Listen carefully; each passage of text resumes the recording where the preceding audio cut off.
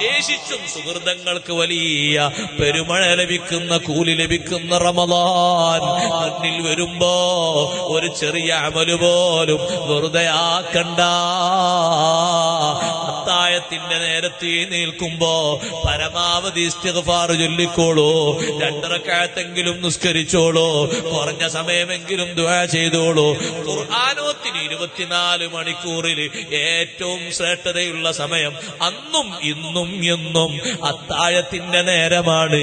സുബ്ഹിന്റെ ശേഷമല്ല, മഗ്രിബിന്റെ ശേഷമല്ല. സൈനുദ്ദീൻ മഖ്ദൂം റളിയല്ലാഹു അൻഹു ഫത്തുൽ മീൽ പഠിപ്പിച്ചില്ലേ, ഖുർആനോത്തിന് ഏറ്റവും ശക്തിയുള്ള സ്ഥലം വഖ്തുൽ അസ്ഹാർ.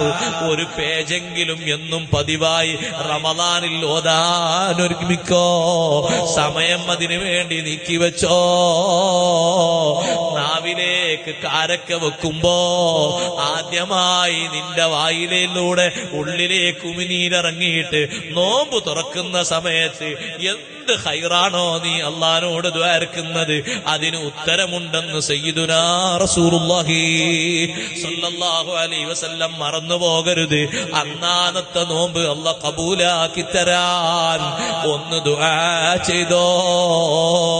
വൈകല്യങ്ങൾ ധാരാളമല്ലേ, നമ്മൾ മാസൂമീങ്ങളല്ലല്ലോ.